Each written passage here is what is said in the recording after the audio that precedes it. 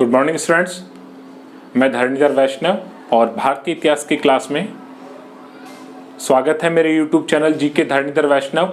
और अगली जो आज की हमारी क्लास है वो है चोल साम्राज्य पर कुछ अंतिम या यूँ कहें परवर्ती शासकों के बारे में।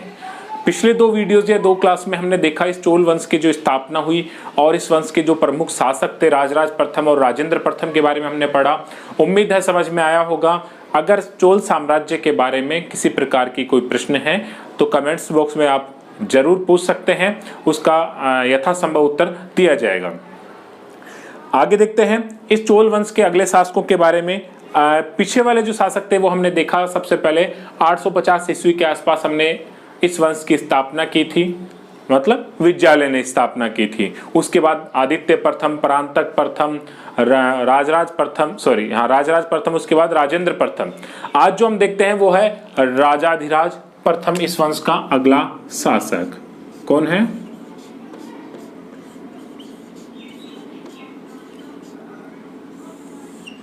राजाधिराज प्रथम। जहां हमने समय तिथि अंत किया था 1044 ईस्वी के आसपास। वीर राजेंद्र प्रथम का समय था 1044 तक, तो 1044 से लेकर 1052 तक का समय निर्धारित किया गया है किसका? राजाधिराज प्रथम का। इसके समय की कुछ उपलब्धियां हैं, उनके बारे में देखेंगे। तो देखिए इसके समय में सबसे पहले जो दक्षिणी भारत की बात करें तो श्रीलंका इसके अधिकार में था। तो श्रीलंका वाला जो हिस्सा था चोल यहाँ पर थे और श्रीलंका का जो क्षेत्र था वो इनके अधिकार में आता था, चोलों के अधिकार में। तो यहाँ पर विद्रोह होता है, श्रीलंका के विद्रोह होता है। उस विद्रोह में ये वहां पर स्वयं जाता है और उस विद्रोह में श्रीलंका में विद्रोह हुआ। उस विद्रोह को दबाने स्वयं जाता है और विद्रोह दबाने के फलस्वरूप जो श्रीलंका की राजमाता थी, किसी प्रसंगवश उस राजमाता की नाक भी इसने कटवा दी। श्रीलंका की राजमाता किसने क्या की? राजाधिराज प्रथम ने।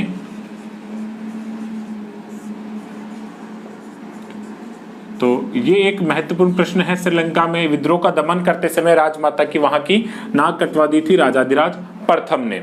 इसके बाद इसका जो मैंने बताया था कि जो चालुक्य हैं ऊपरी जो चालुक्य हैं, वेंगी के चालुक्य यहाँ पर थे और पश्चिमी या कल्याणी चालुक्य जो थे, इनसे इनका निरंतर संघर्ष होता रहता था। आपस में एक दूसरे से शत्रुता थी और वो ज्यादातर किसको लेकर थी? वेंगी पर।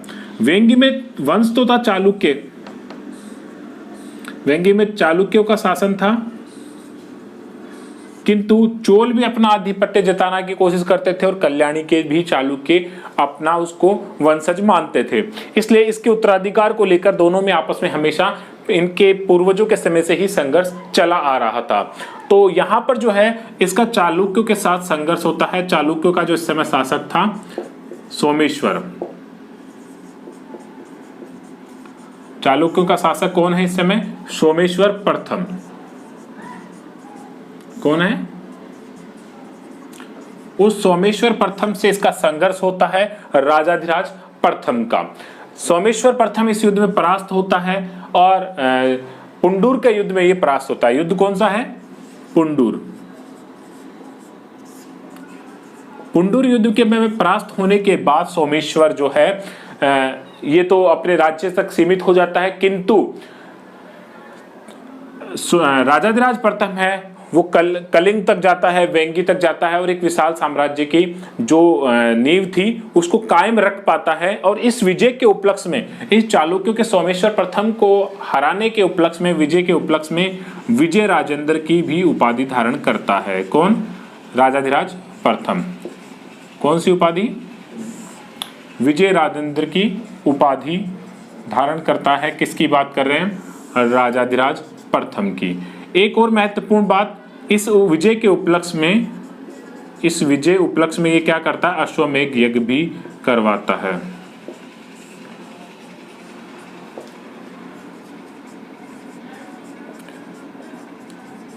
अश्वमेध यज्ञ का आयोजन भी इसके द्वारा किया जाता है, राजाधिराज प्रथम के द्वारा चालुक्यों को परास्त करने के उपलक्ष्य में।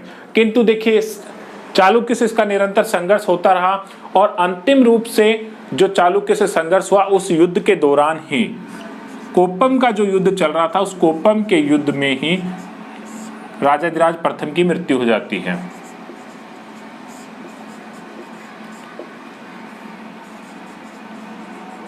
युद्ध के मैदान में ही सोमेश्वर और राजाधिराज प्रथम के मध्य जो संघर्ष चल रहा है उसमें राजाधिराज प्रथम की मृत्यु हो जाएगी। सोमेश्वर हालांकि विजयी नहीं हो पाता। राजा की मृत्यु होने के बाद, राजाधिराज प्रथम की मृत्यु के बाद भी सोमेश्वर यहाँ पर विजित नहीं हो पाता। कारण है क्योंकि इसका जो पुत्र है राजाधिराज प्रथम का, राजेंद्र द्वितीय, वो तुरंत साम्राज्य की नींव, साम्राज्य की बागडोर अपने हाथ में लेता है। युद्ध के मैदान में ही अपना अभिषेक करवाता है और उसके बाद सोमेश्वर प्रथम को युद्ध में परास्त करता है और अपने भाई की जो मृत्यु थी उसका बदला लेता है। तो ये इसकी उपलब्धियां थी राजाधिराज प्रथम की। इसके बाद देखेंगे इसके पुत्र का।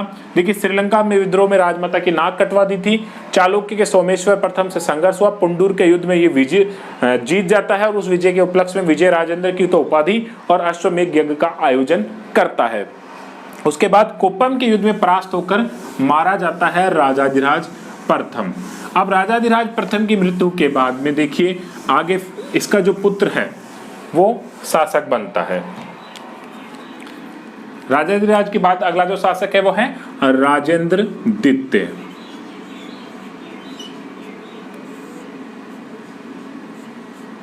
राजेंद्र सेकंड इसका अगला शासक बनता है। समय 1052 से लेकर 1064 ईस्वी तक इसका समय रहता है राजेंद्र द्वितीय का। इसकी जो सबसे महत्वपूर्ण उपलब्धि है वह है यह है कि एकमात्र चोल शासक जिसका युद्ध मैदान में राज्याभिषेक होता है। तो कहां पर राज्याभिषेक हुआ इसका? युद्ध मैदान में।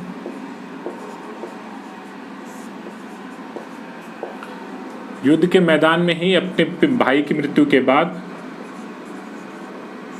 राज्याभिषेक होता है राजाधिराज प्रथम की मृत्यु के बाद में, और सोमेश्वर को ये यहाँ पर परास्त कर देता है। इसके बाद में अपना साम्राज्य स्थापित कर लेता है। किंतु कुछ समय बाद फिर से सोमेश्वर से एक युद्ध होगा, अन्य एक युद्ध होगा और युद्ध का नाम है कूडल संगमम।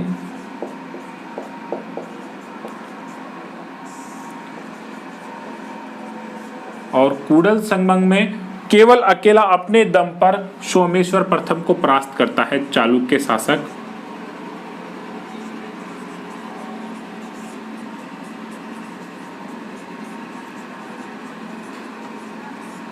सोमेश्वर प्रथम को ये कूडल संगमम के युद्ध में सोमेश्वर को परास्त कर देता है, चालुक्यों को हरा देता है और इस विजय के उपलक्ष्य में ये उपाधि धारण करता है। और उपाधि कौन सी है? प्रकेसरी की। कौन सी उपाधि? प्रकेसरी की उपाधि धारण करता है राजेंद्र द्वितीय, जिसका समय 1052 से 1064 तक है। युद्ध के मैदान में इसका राज्याभिषेक होता है। ये इसकी महत्वपूर्ण उपलब्धि है। उपलब्धि नहीं, ये परिस्थितियां थी। तो प्रश्न बनता है यहाँ पर कि युद्ध के मैदान में राज्याभिषेक किसका हुआ था या किस चोल शासक का हुआ? राजेंद्र द्वितीय, सॉरी। और कूडल संगमम के युद्ध में सोमेश्वर प्रथम को यह परास्त करता है और प्रकेसरी की उपाधि धारण करता है। इसके बाद देखिए इसका जो पुत्र है वो शासक बनता है राजेंद्र द्वितीय के बाद में, वो है वीर राजेंद्र। अगला शासक कौन है?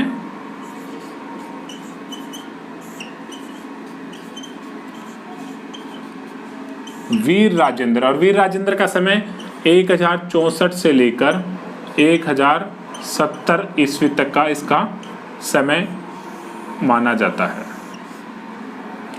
वीर राजेंद्र। अब वीर राजेंद्र के समय भी वही श्रीलंका का लगातार श्रीलंका इनके अधिकार में था, तो श्रीलंका में विद्रोह होता रहता है। तो श्रीलंका का जो शासक है विजय बाहु, वो विद्रोह कर देता है।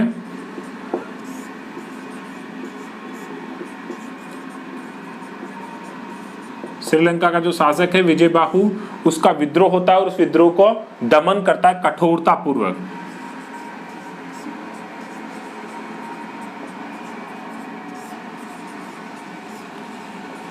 ये किसके द्वारा होता है? वीर राजेंद्र के द्वारा श्रीलंका के विजयबाहु के विद्रोह का दमन होता है। और एक साथ ही जैसे पहले कूडल संगम का युद्ध हुआ, इसने प्रकेसरी की उपाधि धारण की थी, यहां पर वही कूडल संगम का मैदान है।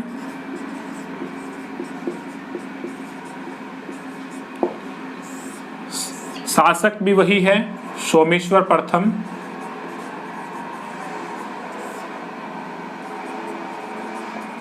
किंतु यहां पर चोलों का जो शासक है वो है इस बार वीर राजेंद्र। तो वीर राजेंद्र जो है इस कूडल संगम के मैदान में इस सोमेश्वर प्रथम को क्या करता है, परास्त करता है, हरा देता है।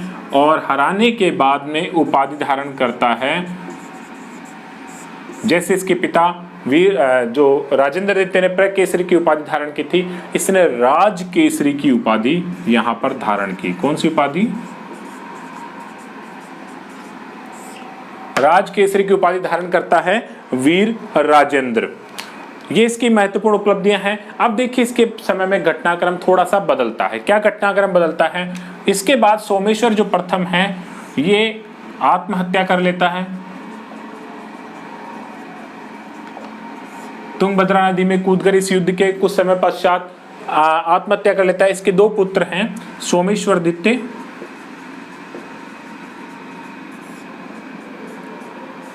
और विक्रमादित्य, दो पुत्र हैं। सोमेश्वर बड़ा पुत्र है, शासक बनता है चालुक्यों का। ये चालुक्यों की बात कर रहे हैं हम ये,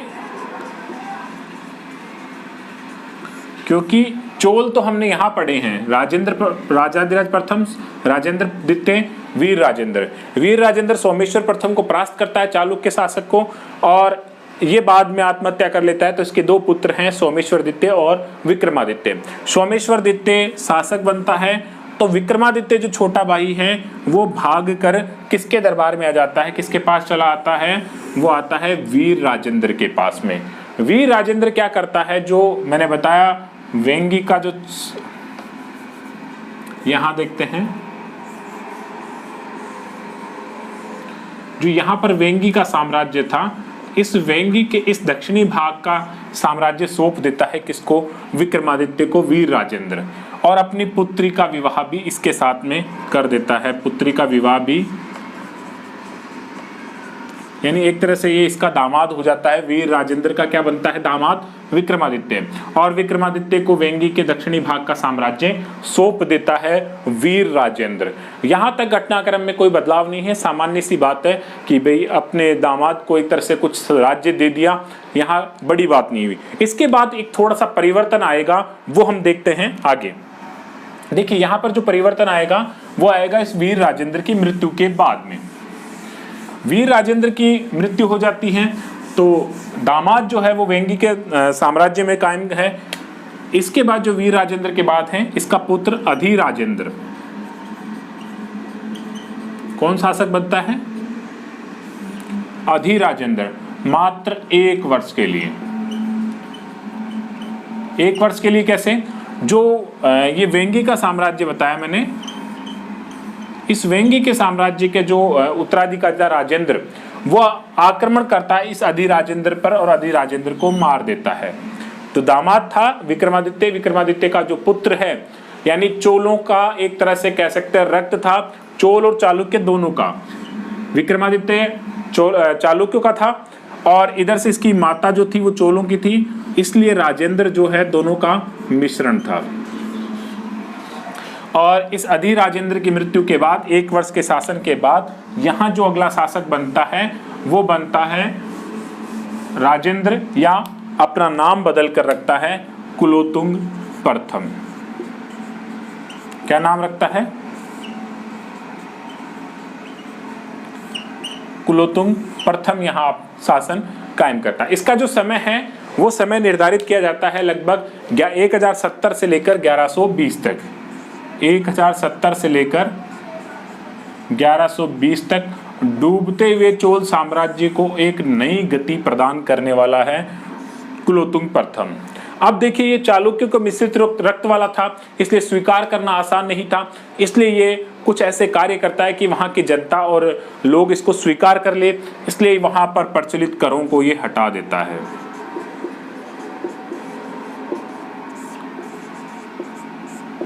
वहाँ पर जो प्रचलित कर थे चोल साम्राज्य में, उन करों को हटा दिया। इसलिए इसको क्या कहा जाता है, इस करों को हटाने के कारण? सुंगमति वृत्त। ध्यान रहे, चोलों में सुंगमति वृत्त किसे कहा गया है? कुलोत्तुंग प्रथम को। क्यों कहा गया है? क्योंकि वहां पर इसने जो कर चालू थे उन करों को हटा दिया। इसके साथ ही इसकी एक अन्य उपाधि भी मिलती है, त्रिभुवन चक्रवर्ती। अन्य जो उपाधि है वो क्या है? त्रिभुवन चक्रवर्तीन। ये भी एक इसकी अन्य उपाधि मिलती है कुलोत्तुंग प्रथम की, जो किस दोनों रक्त के कुल वाला था, यानी यो कहें वेंगी का चालुक्य वंशी। वास्तव में तो ये, क्योंकि पिता की तरफ से देखे तो कौन था ये सॉरी, वेंगी का चालुक्य वंशी शासक था, किंतु बाद में ये चोल साम्राज्य का शासक बन जाता है। तो यहाँ ये वेंगी का चालुक्य वंशी होने के कारण इसने करों को हटाया कि जनता यहाँ पर इसको स्वीकार कर ले। इसके अलावा इसने श्रीलंका के, इसके समय में जो एक बड़ी घटना वो है, जो श्रीलंका अब तक चोलों के अधिकार में था वो यहाँ पर स्वतंत्र हो जाता है। तो अगली जो बात है तो विजय बाहु कहाँ का है? श्रीलंका का। श्रीलंका के विजय बाहु ने स्वतंत्रता की घोषणा कर दी, स्वतंत्र हो गया इसके समय में। ये एक अन्य घटनाक्रम है इसके समय की। कुछ अन्य बातों में देखें तो इसने क्या क्या, कलिंग पर 2 बार आक्रमण किया था और कलिंग के काफी विशाल साम्राज्य को इसने जीत लिया था कुलोत्तुंग प्रथम ने। तो कलिंग पर कितने आक्रमण किए? 2 आक्रमण। और ये वर्णन कहाँ से मिलता है? जयगोंडार, जो हम पहले बात कर चुके, जयगोंडार का कलितुंग पर्णी जो ग्रंथ मिलता है उसमें इसकी जानकारी मिलती है कि कुलोत्तुंग ने कलिंग पर 2 आक्रमण किए थे जयगोंडार के द्वारा, जो रचित है कलितुंग पर्णी से ये जानकारी मिलती है। इसके अलावा इसने 1077 में चीन में एक 92 व्यापारियों का शिष्टमंडल भी भेजा था। ये भी एक इसके अन्य उपलब्धि है। चीन में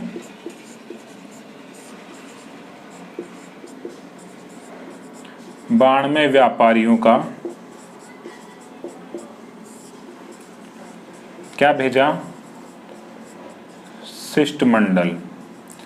कब भेजा? 1077 में। ध्यान रहे 1077 ईस्वी में 92 व्यापारियों का एक शिष्टमंडल इसने चीन भेजा था। तो ये थी कुलोत्तुंग प्रथम की प्रमुख उपलब्धियां। क्या क्या है? करों को हटा दिया तो सुंगमति वृत्त कहा गया। वेंगु का चालुक्य वंशी था ये। श्रीलंका के विजय बाहु ने अपनी स्वतंत्रता की घोषणा कर दी। कलिंग पर 2 आक्रमण किए, जिसका जानकारी जयगोंडार के कलितुंग पर्णी से मिलती है। और चीन में 92 व्यापारियों का शिष्टमंडल भी इसने भेजा था।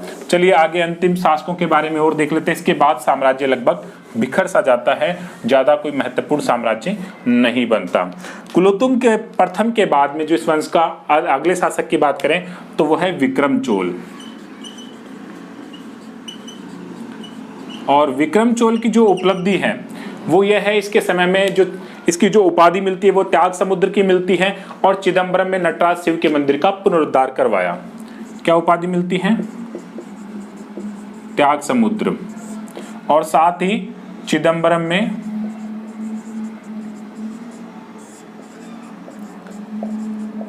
नटराज शिव मंदिर का पुनरुद्धार। मंदिर का क्या करवाया? पुनरुद्धार करवाया विक्रम चोल ने। इसके बाद अगले शासक कुलोत्तुंग तृतीय। विक्रम चोल के बाद कुलोत्तुंग तृतीय। इसकी भी एक सांस्कृतिक उपलब्धि के लिए इसको जाना जाता है। कुंभकोणम में त्रिभुवन कंपरेश्वर महादेव मंदिर का निर्माण। कहां पर?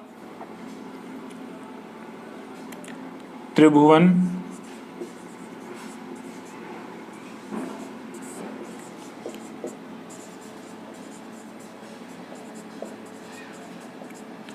कंपारेश्वर मंदिर का निर्माण करवाया इसके द्वारा।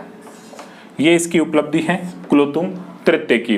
कुंभकोणम में करवाया था। इसके बाद अगली बात करें तो इस वंश का जो अंतिम शासक है वो है राजेंद्र तृतीय। इस वंश का अंतिम शासक, अगला शासक कौन है? राजेंद्र तृतीय, जो 1250 से लेकर और 1279 ईस्वी तक शासन करता है। और 1279 ईस्वी में पल्लवों द्वारा, किसके द्वारा? ये महत्वपूर्ण पर ध्यान रहे, महत्वपूर्ण चीजें, पल्लवों द्वारा चोलों का अंत। इन्होंने साम्राज्य की स्थापना तो की थी पांड्यों द्वारा, पल्लव नहीं पांड्य, जो दक्षिणी भारत में थे। पल्लवों का अंत तो चोलों ने किया था और पल्लवों का अंत करके इन्होंने चोल साम्राज्य की स्थापना की थी, किंतु पांड्यों द्वारा इन चोलों का अंत कर दिया गया। और इस तरह से एक विशाल साम्राज्य जो बना था चोलों का, वो 13वीं शताब्दी में, लगभग 13वीं शताब्दी के अंतिम समय में बिखर जाता है, समाप्त हो जाता है। और एक भारत में या यूं कहें कि एक महत्वपूर्ण साम्राज्य जो था वो पांड्यों द्वारा अंत किया गया। तो देखिए इसके जो प्रमुख शासक थे, शुरुआत से देखते हैं, एक बार फटाफट रिवीजन करते हैं। 850 में विद्यालय ने स्थापित किया, उसके बाद आदित्य प्रथम, परांतक प्रथम, 955 तक। 955 के बाद 30 साल का गैप है। 30 साल में लगभग कुछ शासक ऐसे हुए जो निर्बल थे, जिनमें आदि उत्तम चोल, सुंदर चोल थे। उसके बाद राजराज प्रथम और राजेंद्र प्रथम। उसके बाद जो हमने आज शासक पढ़े वो हैं राजाधिराज प्रथम, राजेंद्र द्वितीय, वीर राजेंद्र, राजेंद्र, कुलोत्तुंग प्रथम, विक्रम चोल, कुलोत्तुंग, राजेंद्र तृतीय। और इस तरह से एक विशाल साम्राज्य की अंत होता है। इसके बाद अब जो अगली क्लास में हम देखने वाले हैं वो देखेंगे इस चोल साम्राज्य का स्थानीय स्वशासन, जिसके लिए इसको जाना जाता है मुख्यतः कि किस तरह से इसने एक शासन व्यवस्था कायम की। इनकी कहें तो सैन्य व्यवस्था, कर व्यवस्था, आर्थिक सामाजिक स्थिति के बारे में